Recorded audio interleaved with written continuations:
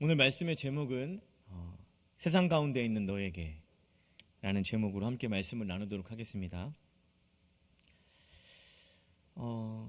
오늘 설교를 조금 더 잘 이해하려면 오늘 본문만 떼어놓고 볼 것이 아니라 18장부터 20장까지 함께 봐야 합니다.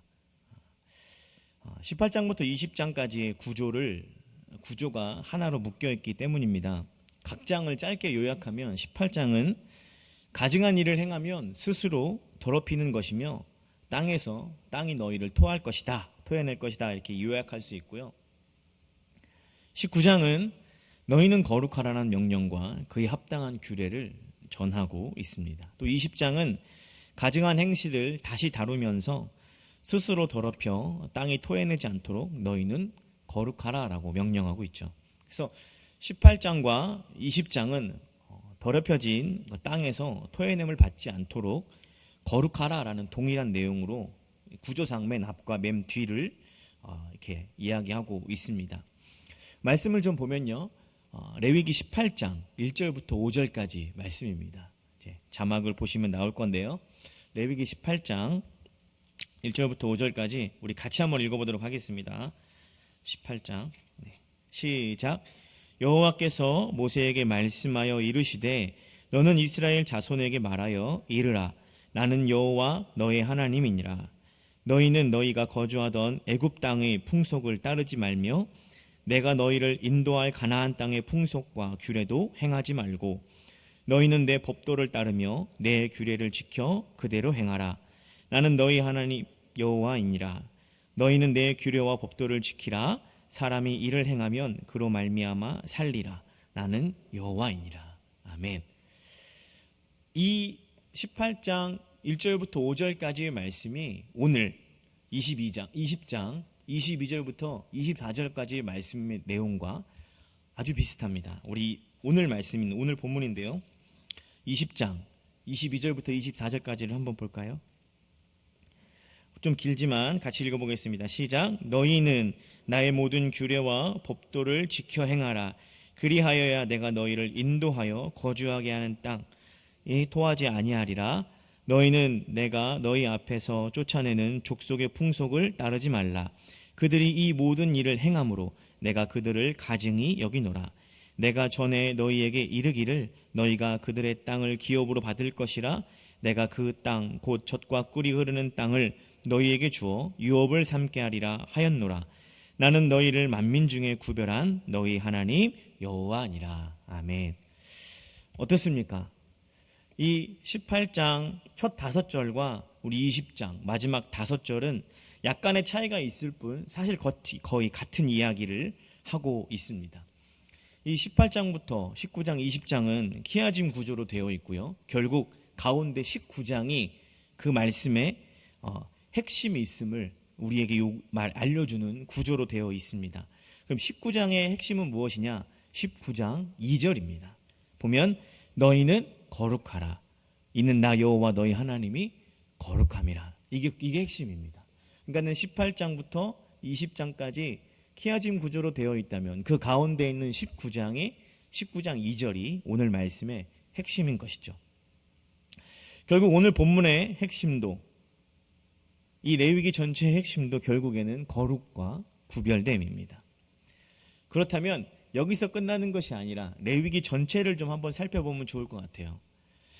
1장부터 16장까지 하나님이 선택받은 백성으로 하나님께 어떻게 나아갈 것인가, 이런 관점에서 제사 규례에 대한 내용이 계속적으로 나옵니다. 그죠? 처음에 번제, 소제 모든 것들 하나님께 어떻게 나아갈 것인가에 대한 관점으로 쓰여져 있죠. 17장 이후부터는 하나님의 선택받은 백성으로 어떻게 일상의 삶을, 모든 순간을 거룩하게 살 것인가에 대한 부분으로, 그런 관점으로 제사 규례와 모든 것들이 우리에게 다루어지고 있습니다. 또요, 1장부터 16장까지 거룩은 이렇게 쓰여졌습니다. 물건이나 장소, 사람의 상태를 나타내는 말로 거룩이 쓰여졌죠. 그럼 17장부터는요, 명령으로 쓰여졌습니다. 거룩하라.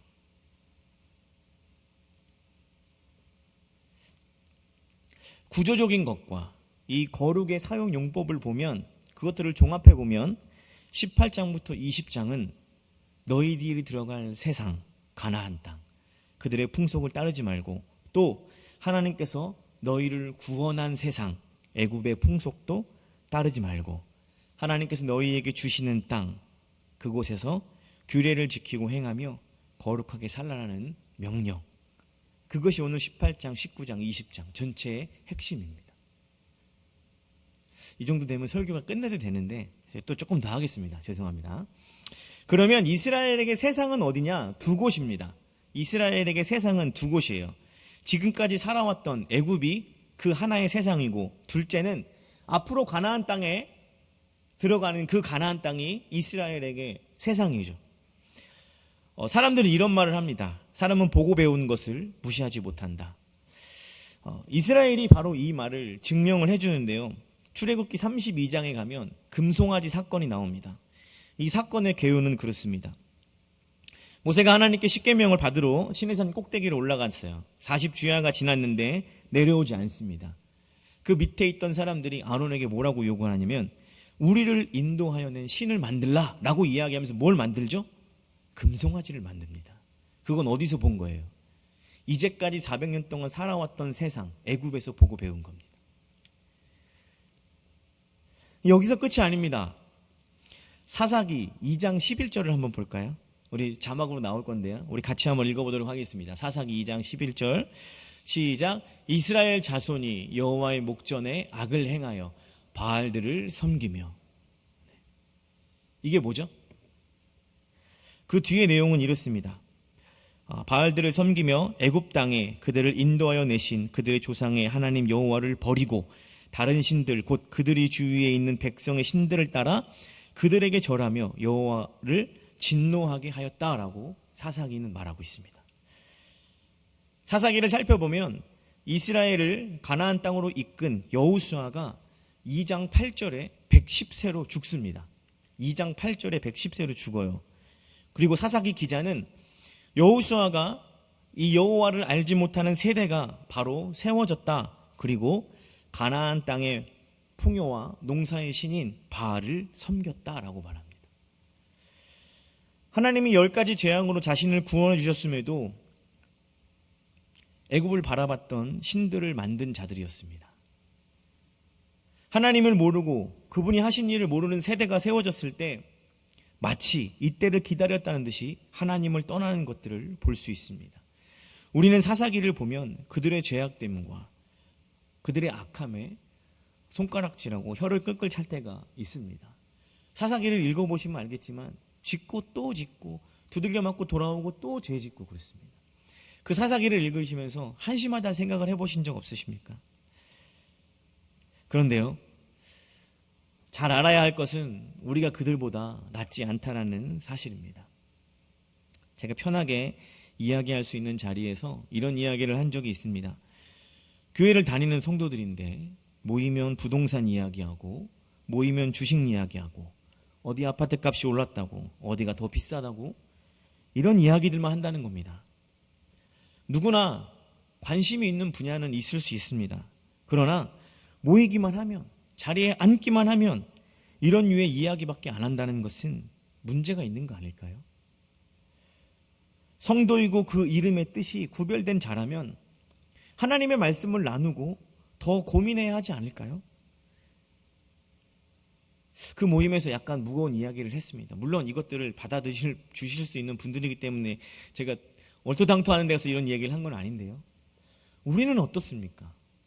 우리가 사사기 시대의 백성들보다 낫습니까? 어찌 보면 우리는 사사시대보다 더 큰 하나님의 은혜를 입은 자들입니다. 예수 그리스도의 십자가의 죽으심으로 구별함을 입은 백성임에도 우리의 삶은 고개를 갸우뚱하게 만듭니다. 모이면 하나님의 말씀을 이야기하고 흩어지면 하나님의 말씀대로 살려고 하는 애씀이 우리의 삶 속에 있기보다 모이면 어떻게 살지? 어떻게 하면 잘 살지? 모이면 앉으면 어떻게 하면 아들 좋은 대학 보내지? 좋은 직장 보내지? 오롯이 우리의 생각은 여기밖에 없습니다. 어떻게 보면 우리가 사사시대 사람들을 손가락질할 수 없죠. 그들이 은혜도 모르고 나쁜 인간이라고 손가락질할 만한 자격이 없음을 우리는 우리의 상태를 보면서 깨닫게 됩니다.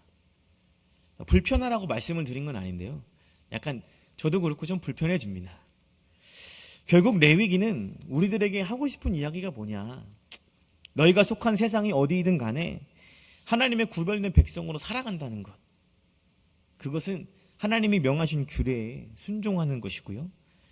거룩한 삶을 살아가는 애씀이 있어야 한다는 거죠. 이것이 오늘 레위기 전체의 구조, 그리고 레위기의 핵심, 그리고 오늘 18장, 19장, 20장이 하는 메시지의 결론입니다. 본문에서 하나님은 이스라엘에게 두 가지를 주시겠다라고 말씀하고 있습니다. 첫 번째는 땅이요, 두 번째는 구별입니다. 원래 이방 민족이 살던 땅이지만 그들이 가증함으로 인해서 땅이 그들을 토하여 버릴 것이고 하나님의 선택받은 너희들이 그 땅을 살게 될 것이다 라고 오늘 계속해서 말씀하고 있습니다. 하나님이 이스라엘에게 이 땅을 약속하신 까닭은 천하 만민에 있는 자들과 구별하기 위해서입니다. 18장부터 등장하는 가증한 풍속, 성적인 문제, 또 19장에 언급하는 일상에서의 발생할 수 있는 여러 가지 문제들, 또 20장에서 다시 언급된 성적인 타락을 언급하며 이런 모든 죄악들이 세상을 사는 자들에게는 그것이 죄가 아니었죠. 약육강식의 자연스러운 논리였고 그들의 삶의 방식이었습니다. 그렇죠? 18장, 19장, 20장에서 일어나는 모든 일들은 이미 세상에서는 너무 익숙한 것이었죠. 힘 있는 자가 힘 없는 자를 뺏으며 그들의 가진 것을 뺏었고 가진 것뿐만이 아니라 가족과 자녀와 모든 것을 빼앗았죠. 성적인 것도 말할 수 없죠. 이미 세상에서는 이 18장, 19장, 20장이 그렇게 살아왔던 거죠. 하나님께서는 그렇게 하지 않게 하기 위해서 내가 너희를 구별했다라고 말씀합니다. 하나님께서 땅을 주시려는 이유는 이 아브라함과의 약속의 성취의 개념도 존재하지만 레위기적 관점에서 보면 이스라엘의 삶의 모든 방식은 하나님이 구별하시려는 그 목적과 뜻이 있는 거죠. 하나님은 자신의 존재를 이스라엘 백성에게 확인시켜 줄 수 없지만, 그죠? 하나님 보여주실 수도 없고 나타내실 수도 없죠. 왜? 다 죽으니까. 그렇지만 하나님은 이스라엘에게 어떤 추상적인 개념으로 존재하시거나 비인격적 존재로 인식되기보다는 자신의 백성을 건져내시고 땅을 주시고 구별하심으로 하나님이 이스라엘을 얼마나 사랑하는지 그 사랑의 하나님으로 백성에게 인식되기를 바라셨습니다. 부모가 자녀를 혼낼 때가 있죠. 그죠? 제가 엄청 혼났고요. 저희 최만성 목사님 이렇게 간증을 들으면 맞은 얘기밖에 안 하니까요. 이제 하나님 품으로 가셨지만 저희 어머니가 살아계실 때 저와 동생은 그렇게 어머니가 자주 씻기셨어요. 그리고 속옷이나 이 양말도 그렇게 삶으셨어요. 그래서 너무 삶아서 헤어져서 못 입을 정도로 많이 삶으셨어요. 근데 왜 그렇게 삶을까?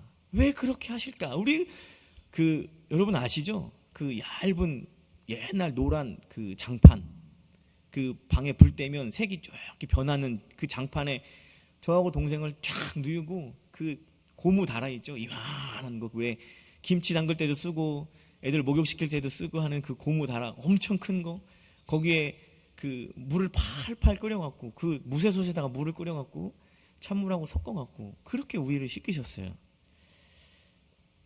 지금 생각해보면 왜 그렇게 씻기셨을까? 옛날 어른들이 잘 입히고 잘 씻기고 잘 먹이면 그게 사랑인 줄 알았어요. 그죠? 그게 부모의 사랑의 방식이었던 거죠. 우리가 자녀된 자로서는 너무 아프고 막 힘들고 왜 이렇게 씻기는 거야? 옷은 왜 이렇게 삶는 거야? 전 결혼해서 처음으로 삶지 않는 양말과 속옷을 입었어요. 아내와 어머니는 다릅니다. 진리예요. 그렇게 자식에게 깨끗하게 옷을 삶아주는 게 부모의 사랑이었다고요. 그게 사랑의 표현이었죠. 거칠지만 자식 잘 되라고 혼내고 욕하는 게 부모의 사랑의 표현이었어요. 레위기가 우리가 보기에는 되게 딱딱하잖아요. 먹기 힘든 어떤 그 육포처럼 아주 힘듭니다. 소화하기 힘들죠. 그지만 저는 이 레위기를 묵상하면서 이 레위기가 하나님께서 우리를 사랑하시는 그 사랑의 표현이구나라는 사실들을 좀 말씀을 묵상하면 제 스스로 좀 깨달았던 것 같아요. 말씀을 26절 오늘 한번 볼까요? 오늘 본문 26절입니다. 한번 같이 읽어볼까요? 시작. 너희는 나에게 거룩할지어다. 이는 나 여호와가 거룩하고 내가 또 너희를 나의 소유로 삼으려고 너희를 만민 중에서 구별하였음이라. 네. 여러분, 이 말씀이 어디에도 등장을 하냐면 십계명 서문에도 나옵니다. 나는 너희를 애굽 땅 종되었던 집에서 인도하여 낸 하나님이라 라고 하시면서 십계명의 말씀들이 쭉 나오는 것을 볼 수 있습니다. 여러분들은 십계명을 어떻게 이해하고 계십니까? 제가 이해한 십계명을 이해하기 편하게 의역해서 말씀을 전해보면 이렇습니다. 내가 너희를 애굽이라는 초강대국에서 그들의 손에서 구원하였고 너희의 먹을 것과 쓸 것과 입을 것 모두를 책임질 것이다. 너희를 종의 신분이 아니라 자유인의 신분으로 나를 찬양하고 내 뜻대로 사는 백성의 삶이 얼마나 복되고 영광스러운지를 만천하에 증거하며 살게 될 것이다. 이게 십계명의 내용의 핵심이라고 봅니다. 레위기에도 동일하게 애굽에서 구원해내고 내가 너희에게 줄 땅으로 인도하신다는 것은 하나님이 어떤 분이신가 경험되어지고 인식되기를 바라는 유사한 구절을 넣은 이유입니다. 무엇이죠? 내가 너를 입히고 먹이고 씻기고 보호하고 구별된 삶으로 그 삶이 얼마나 영광스러운지를 보여주겠다라는 하나님의 메시지인 것이죠. 우리는 이스라엘에게 또는 아브라함에게 주시겠다라는 땅과 자손에 너무 집중한 나머지 그것들을 주시려는 이유와 목적을 놓칠 때가 많습니다. 우리 복에 집중하다 보면 하나님이 왜 그들을 가나안 땅으로 보내려고 하시는지에 대한 그 이유와 목적을 놓칠 때가 많다는 거죠. 이스라엘의 땅과 자손은 번창을 위해서 부르심을 받지 않았습니다.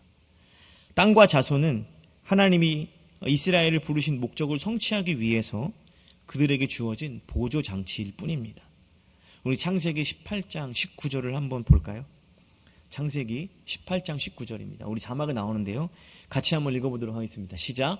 내가 그로 그 자식과 권속에게 명하여 여호와의 도를 지켜 공의와 정의를 행하게 하려고 그를 택하였나니 이는 나 여호와가 아브라함에게 대하여 말한 일을 이루려 함이니라. 자, 띄워주시고요.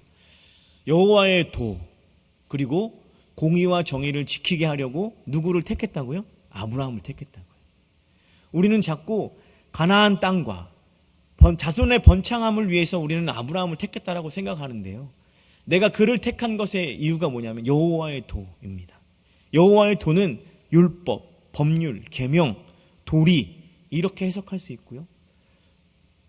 다른 성경으로는 공도라고 표현을 했는데요. 공의와 정의를 행하게 한다. 하나님의 피조물로서 하나님의 자녀된 인간으로 하나님의 자녀된 인간이 반드시 지켜야 할 의무를 말씀하고 있습니다. 결국 아브라함은 이스라엘은 여호와의 도와 공의와 정의를 행하지 않는다면 세상과 구별된 삶이 없다면 이스라엘의 존재의 이유와 목적이 사라지게 되는 겁니다. 이 큰 틀을 이해하시면 좋을 것 같아요. 왜 예레미야에서 왜 이스라엘 백성이 그 바벨론에 망했죠? 왜 북이스라엘이 아수르에 망했죠? 오늘 이 아브라함을 택한 이유와 분명한 목적과 이유에서 벗어났기 때문에 그런 거죠. 창세기적 관점에서 보면 그렇다는 겁니다. 결국 하나님께서 아브라함뿐만이 아니라 온 이스라엘을 애굽에서 꺼내신 그 이유와 그 선택의 목적을 분명히 우리는 알아야 합니다. 결국 하나님이 땅을 주시며 그 땅에 들어가 지켜야 할 법을 주시며 그 땅의 풍속을 따르지 말며 정결하라고 명령하고 계십니다. 세상의 모든 사람들에게 이런 구별법은 없어요.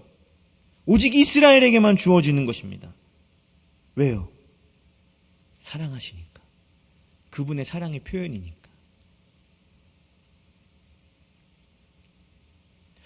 이스라엘의 현실은 좀 달랐습니다.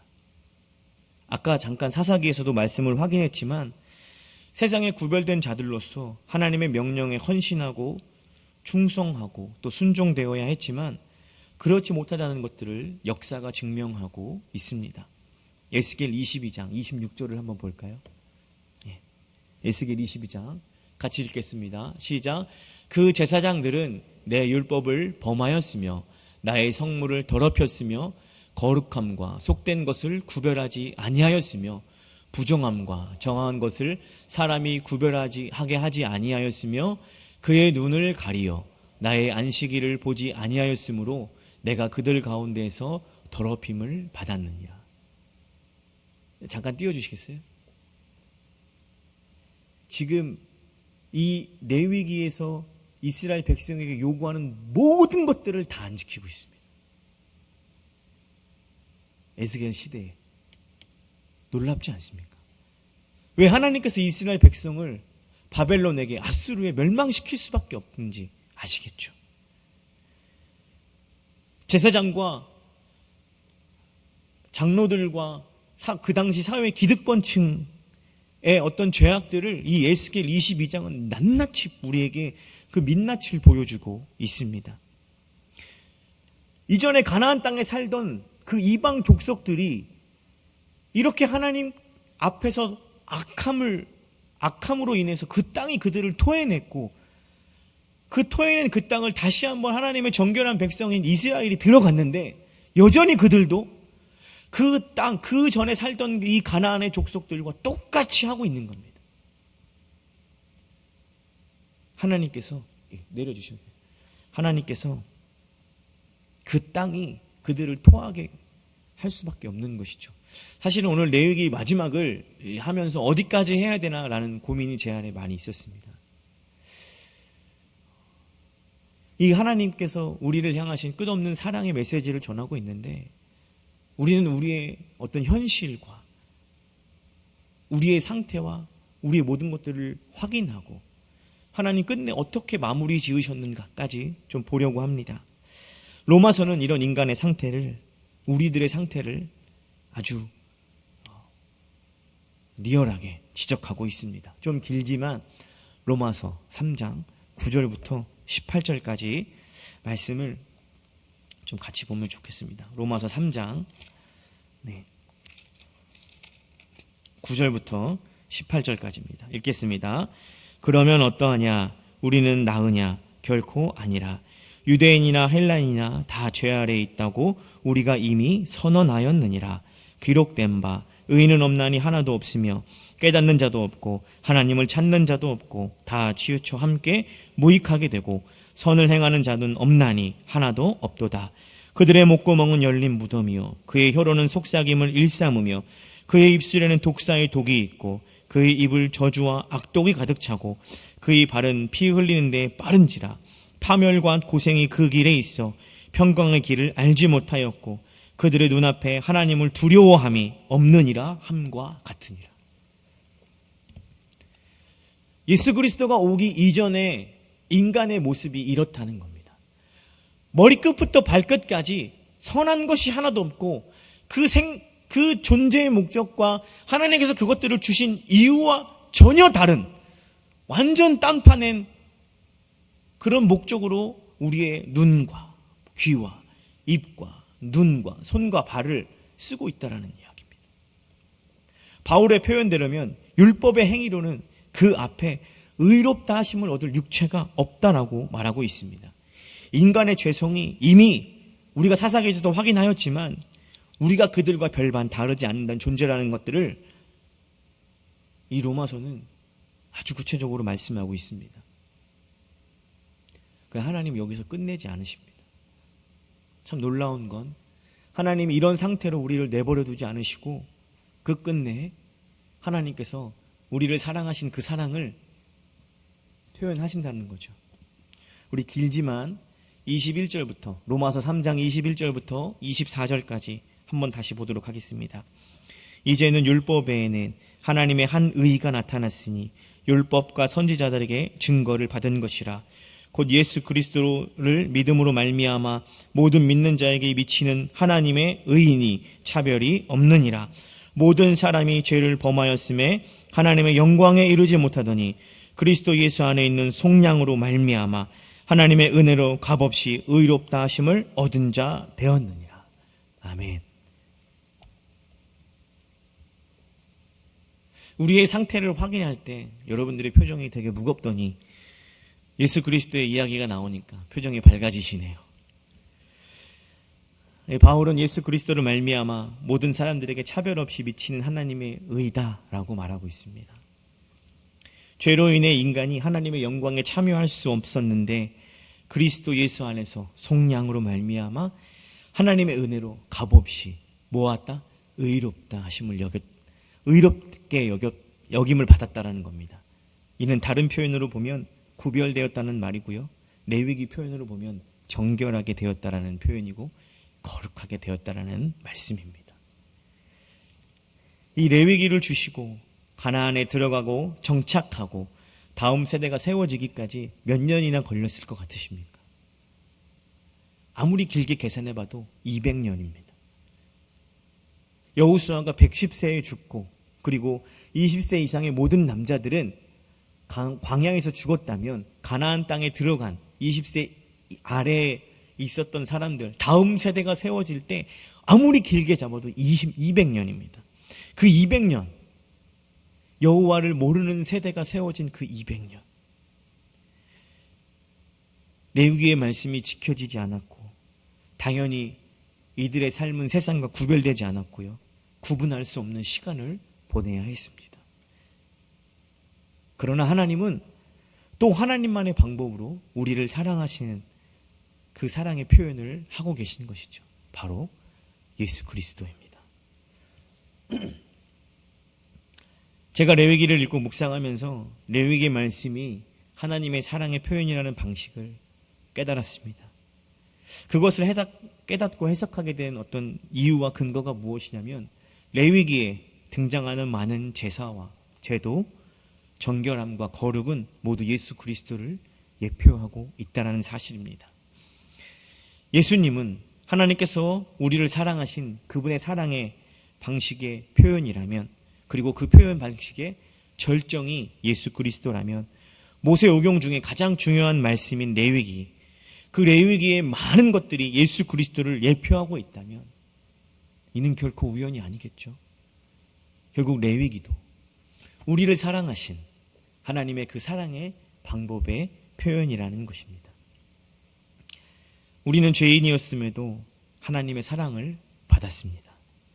받고 끝난 것이 아니라 지금도 계속해서 그 사랑을 우리는 받고 있습니다. 받은 자는 어떻게 해야 할까요? 대부분 여기서 정답을 내려주지만 저는 각자의 몫이다라고 말씀드리고 싶습니다. 각자 말씀 안에서 깨달은 대로 살아내셔야 합니다. 제가 여러분들에게 이렇게 사십시오. 이렇게 해야 됩니다. 이는 다시 우리를 율법으로 묶는 것밖에는 되지 않습니다. 결국 성도님들이 말씀을 읽으며 그 말씀 속에서 말씀을 들으며 그 들은 말씀 속에서 깨달은 대로 여러분들의 삶 속에서 살아내시는 겁니다. 여러분들의 몫입니다. 전하는 자는 여기까지. 서로 윈윈할 수 있도록 여러분들의 삶 속에서 결국 이 레위기가 우리에게 요구하고 있는 바가 하나님께서 가나안 땅에 그들을 집어넣으시고 구별되게 하시고 정결하게 하시고 거룩하게 하신 이유가 그들의 삶 속에서 너가 깨달은 대로 하나님께서 알게 하신 대로 그들에게 그 삶을 살아라라고 요구하신 것처럼 구별되라라고 말씀하신 것처럼 오늘 말씀을 들은 여러분들이 그 말씀을 깨닫는 대로 여러분들의 삶 속에서 오늘 이 레위기가 우리에게 요구하는 삶을 살아가시기를 주님의 이름으로 축복합니다. 스스로 하나님이 기뻐하실 만한 일들 여러분 모르시지 않잖아요. 내가 어떻게 살면 하나님이 기뻐하신다라는 것들을 다 아시잖아요. 한 분만 아십니까? 다 아시잖아요. 그대로 살아가시면 됩니다. 우리가 뭔 이야기를 하겠습니까? 우리가 여기서 더 어떤 걸 붙이겠습니까?